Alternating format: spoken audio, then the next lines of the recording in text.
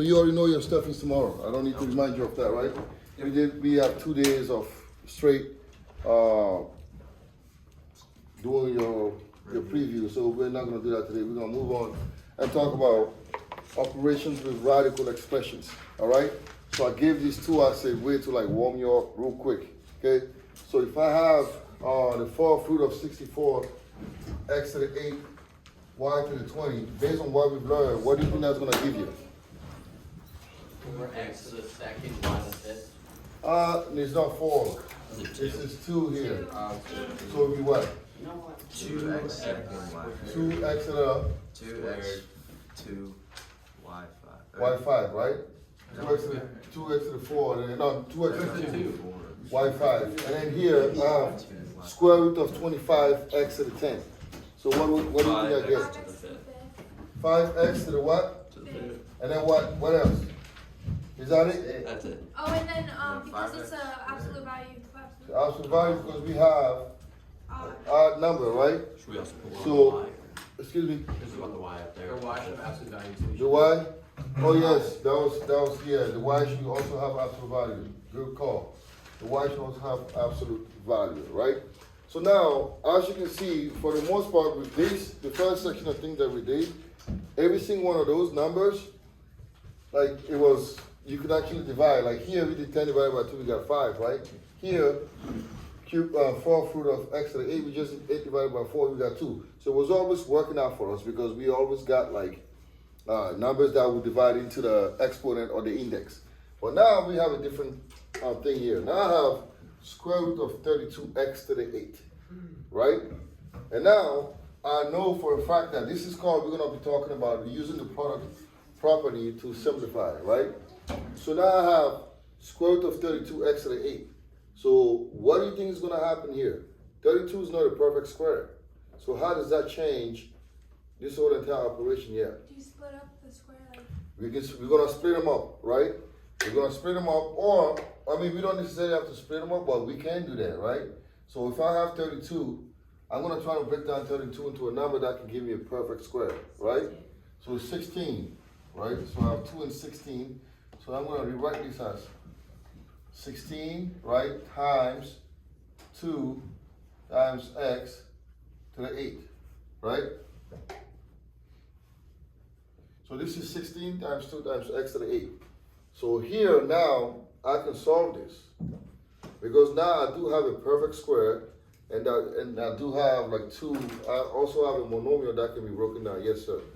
When you say 16 times 2 times x to the 8th, would the x to the 8th go to the 2 or would it go to? It doesn't matter. It's a multiplication.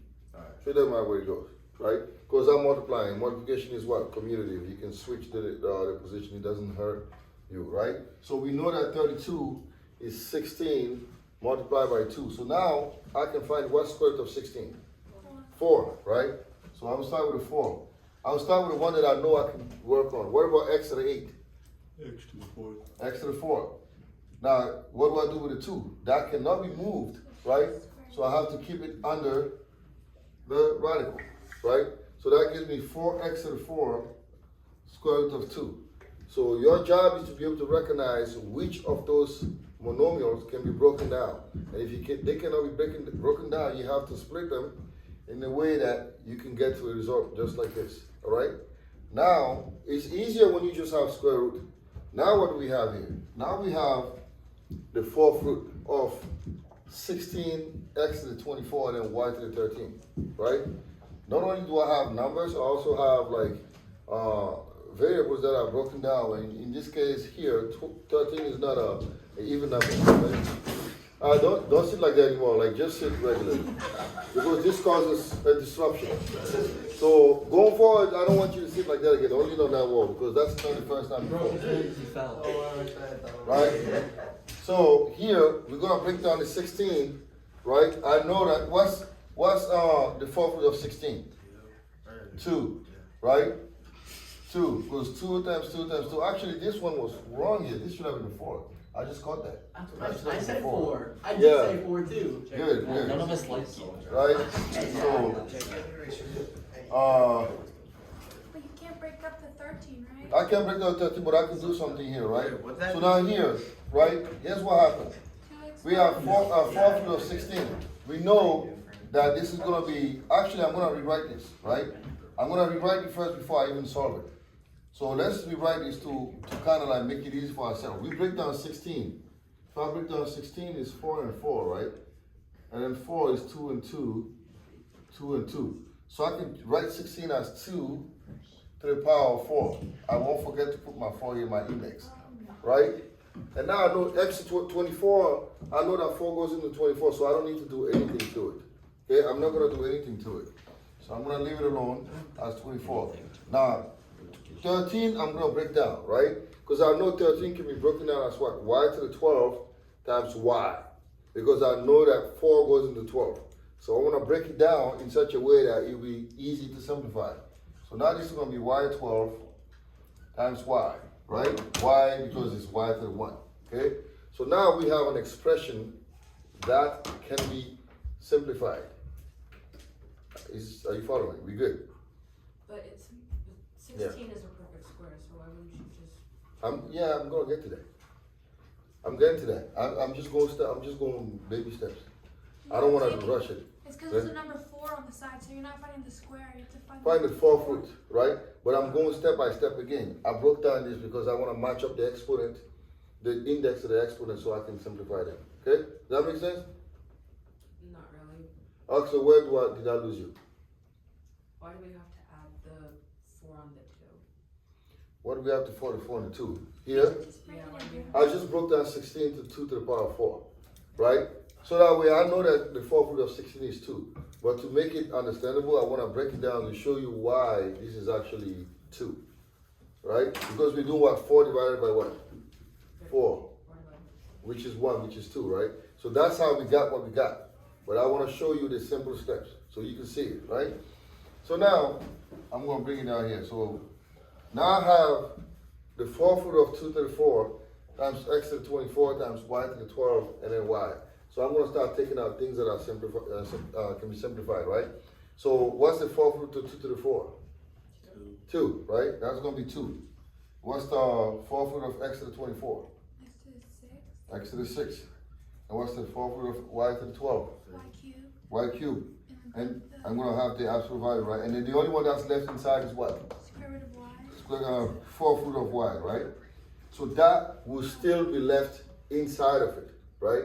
That cannot be because y cannot be simplified, so I have to leave it under the radical. Did we get it, or do I need to go over this a second time again? Can you go over another problem? Excuse me? Can you do another problem?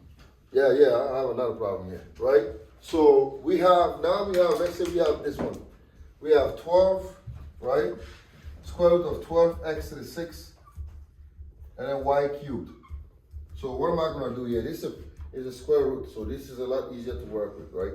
Which number do I need to break down, and which one do I need to leave alone? You need to break down 12 and y to the cubed, and you leave alone 8 to the 6th. That's right, because this is even, so I don't need to work on it. I need to leave it alone, right?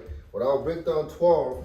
12 will be 4 times 3 because I know now I have a perfect square, right?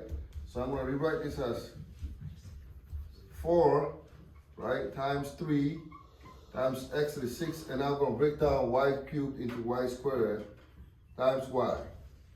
You see why we're doing this? So we want to find the square root, right? So square root means I need to find perfect squares. You know what a perfect square is, right? Right, because 12 is not a perfect square. So I can't just find the square root of 12. I need to find a perfect square because I'm trying to simplify the expression, right? So I know I can break down 12 and I can rewrite this as 4 times 3 because now I have a perfect square in it. Okay? Now x to the 6 has to be left alone because I know I can find the square root of x to the 6 because this exponent is even. Right?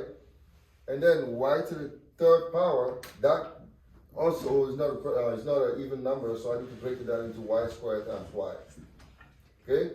Now, once you break it down, now you can start taking each one of them individually and find the square root, right? Now, what's square root of 4? 2. That is out, right? And now square root of x to the 6. X to the third. X to the 3rd, we're just going to have the absolute value, right? And then square root of y squared. Y, that's also gonna be an absolute value. So I can actually put these two in the same absolute value, right? And then the last one, what is left inside? The only thing left inside is square root of 3y. Okay? So all you're doing is just finding those numbers and exponent that can be simplified, and everything else that cannot be simplified stays under the radicals. Okay? So I'm going to continue to work on these. I'm going to sit on that for a little bit because I do believe this is a little bit more complicated than the last thing that we did. So can I erase this and give you a couple more problems here to work on? Okay. Can I have a eraser marker? Yeah, 1 second. Can I have one? Yeah. Nicholas, can you get me an eraser marker? Yeah, catch that. A marker. Catch that. Can I have I don't have any more markers. There's one more on the board right there. Oh yeah, this one here. All right. So let's assume that we have. Yeah, give me 1 second. All right. So say I have 144, right? X to the 7, y to the 9, right? And then I have oh,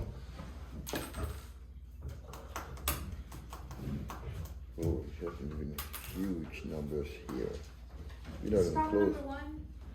Yeah, I'm looking at like some similar problem. Okay. So, all right, we got that. And then I have cube root.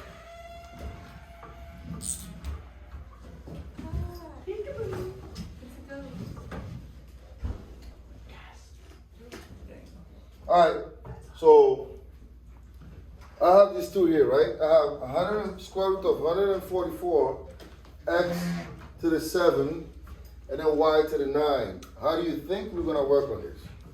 So which are the perfect squares? And if there's no perfect, there's no, in this case, even exponent. So what do I do? Yeah, 12, right? Square of 144 is 12, so we can take that out, right?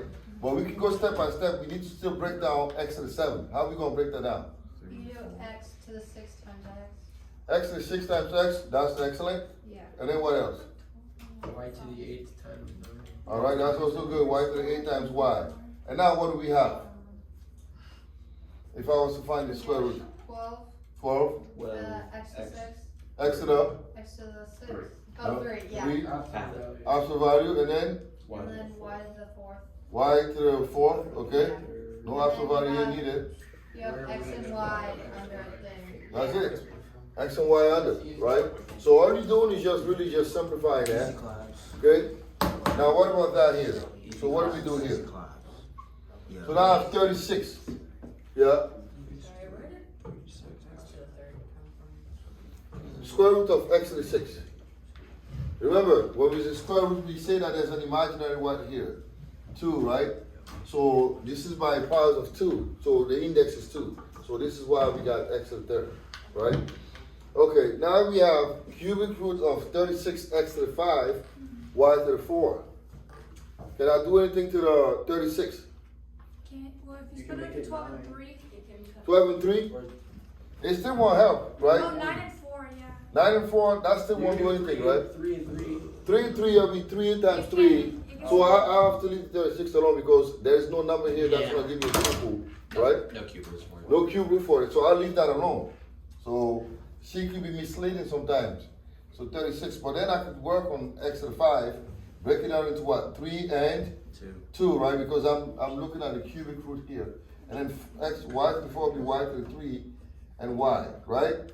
So now I can take the cubic root of x to the 3rd. That gives me x. No need for an absolute value because this is a odd number. So I do not use the absolute value here, right? I don't use it, so you guys gotta remember that. And then here we got y, and then left hand side we have 36 x squared and y, and this is it. So this is why you really have to watch the index, which is this number here. Because if you do not watch the index, it may screw your operation up. All right. All right. So now we can move on to the Quotient property. quotient property. Alright, this one's on, Hmm? Yeah. never mind. You good? Alright. Are you sure, Jamie? So now we're gonna talk about a quotient property. Right? Quotient property. So what is it?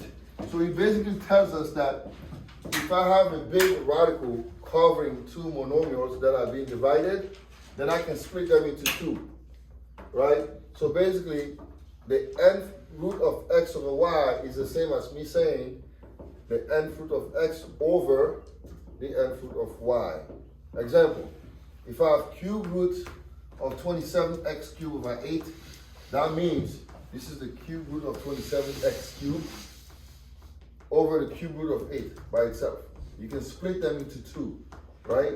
You can do that and then simplify your expression. So the quotient property is basically telling you if you have a big radical covering two monomials, you can split them into two separate ones. Okay? So that's all it is. So let's say I wrote like square root of 16 over 5. You can say, oh, this is square root of 16 over square root of 5. That's what this rule means. Okay, you can split them into two. That's all it is. That's the quotient property. Now it comes in handy when it comes down to like rationalizing the denominator. All right, and so we're gonna learn how to do that here. All right. Now this is where I'm gonna need you to really like. I mean, it might be hard for some, it might be easy for some. So I don't know. We'll see. So here, I want to rationalize the denominator. What does that mean? I want to rationalize the denominator. What's the expression rationalizing the denominator means? We did that. We did that like right here, sir.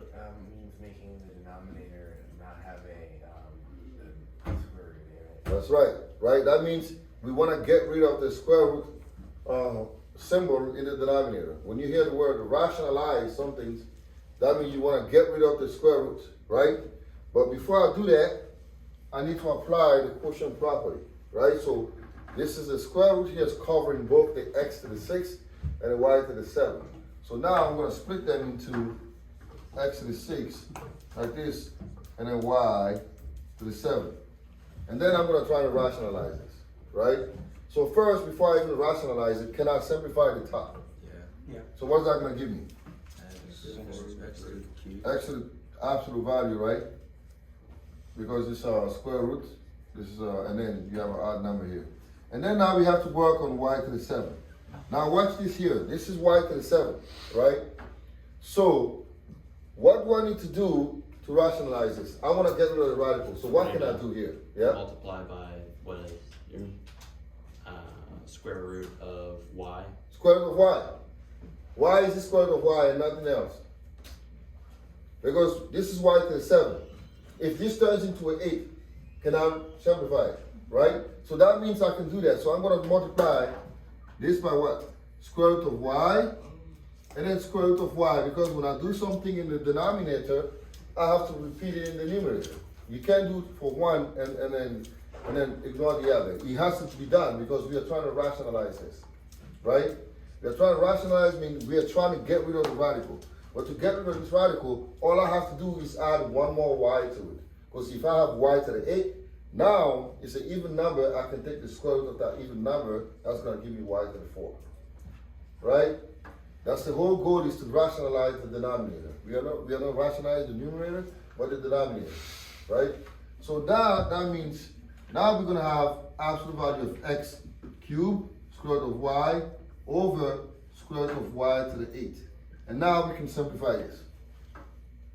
Because if you simplify this, that gives you y to the 4. So now you rationalize it, so you get x cubed square root of y over y to the 4. Right? So this is how you rationalize the denominator when it's just a simple square root. It's going to get complicated when we do the same thing for something like this, which has like a 4 foot.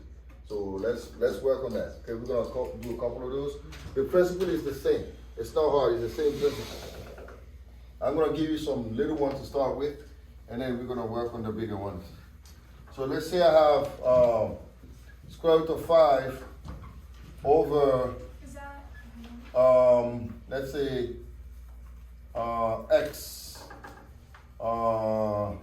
x cubed.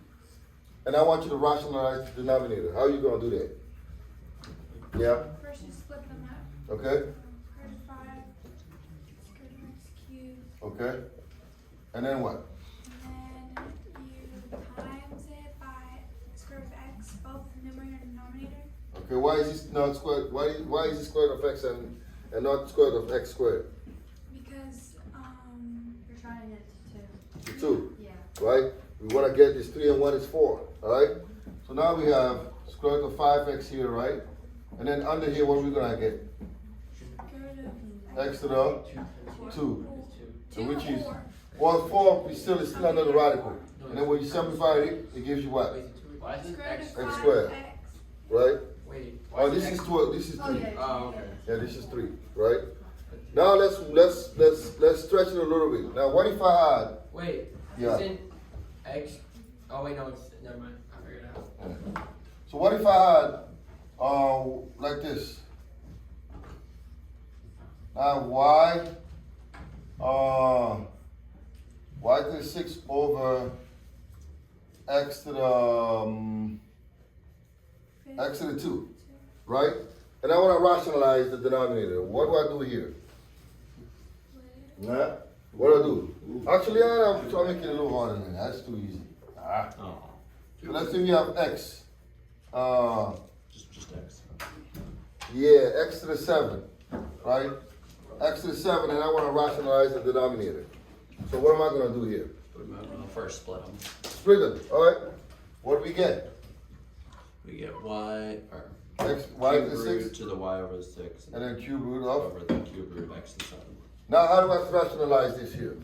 Y is Would you 2 Hmm? over Times it by, yeah? squared. X squared. Why x squared? Because you're trying to get it to 9. To 9, so we can match it up, right? So it's going to be x squared on both sides, right? X squared, and then x squared here, right? And now we have this, we know we can simplify this, can't we? Cube root of y to the 6 is what? Y to the second. Y to the 2nd, right? And then it's going to be cube root of x squared. And then under, what are we going to get? X to the third. X to the 3rd. Absolute value. X to the 3rd, absolute value. Oh, no, because it's a cubic root, so it's just x to the 3rd, right? So that'll be x to the 3rd here because this will be cubic root of x to the 9. And then 9 divided by 3 is 3, so x to the 3rd, right? Okay, now we have that, yeah? Question? It's, Well, the thing here, right? we yeah, went wait, with how do you this do the one. bottom? On the bottom, right? Yeah. So this time this gives you what? Cube root of x to the what? 7 plus 2. 9. 9, right? And now we can simplify the bottom. What's cube root of x to the 9? 6. X to the 3rd, right? And then we have whatever we have here Oh, okay. occupies this space. Okay? Now we're going to try to work on this one. I have 4th root of 6 over 5x. I have a 4th root of 6 over 5x. So, what do I do here? Split them. Split them, all right? Let's split them. And then, You times it by x to the 3rd or x to the 4th. all right? I also have to worry about what the number, right? So think, we have two things here. We don't only have the variable, we have also the 5, right? So I'm going to multiply by what? The bottom one. 3x to the third. Say it again. 3x to the third. This is 5. So how many 5s did I need to add to this 5? 3. 3 5s. So it'll be 5 to the what? 3rd, right? And then x to the 3rd. Why is it 5 to the 3rd and x to the 3rd? Because it makes it 5 to the fourth. 5 to the 4th, right? Because this is 5x. 5 is like 5 to the 1. This is x to the 1. So to rationalize it, I need to add 3 more 5s to the 5, and I need to add 3 more x's to the x in terms of multiplication, right? Are we good on that? All right, so we are trying to rationalize the denominator, right? Meaning, I am trying to get rid of I'm trying to get rid of the radical under here, right? I'm trying to get rid of this radical. So, this is 5 and this is x. Okay? Now, what if, hypothetically speaking, right? This was 5 to the 4 and x to the 4. So, what would you get for the bottom? Wow. Just 5x. It would just be 5x. 5x, right? Well, now that's not what you have. Now, you have this 5x. So, but I want you to get to that 5x without the radical. So, how much more do you need to add to this and this to get to that? 3, right? So this is why this comes in handy. Now we have to add 5 to the third and then x to the third. And then we have to do the same thing up top, right? You have to do the same thing up top. Because anytime you do something in the denominator, you have to do this So the do you same just thing in the leave the numerator. 6 alone? You just leave the 6 alone because it's irrelevant. So We we just just rationalize the denominator, 750 does not have a cube root. right? So now, if I do this now, I get 4th root of 5 to the 4th, x to the 4th, and then over whatever this is here, right? Someone is kind enough to put this in the calculator. What's 6 times, what's 5 to the third? 50. 5 to the Oh, third. no. 125, right? Yes. Yeah. 125 times 6 is, 750. okay, 715? 50. 50, so 750 x cubed, and then now you can rationalize the denominator, right? So you're left with 750 x cubed over 5x, and this is where you're trying to go with it. Okay, this is your final result for the for the rationalizing. Is that it? No, there's more stuff here, but I'm thinking about pausing. Yeah, can we just, Nah, can we just focus on this? All right. You gotta Those waste are them your on Where else roll. does it go? I already gave you 2 days for the quiz to review, so No, I'll give you you're 2 giving us days. too much. Let me see. You're giving us too much. I don't- Mm. Can you just at least give us more practice of this? Yeah, let me do that. Let me pause, you know.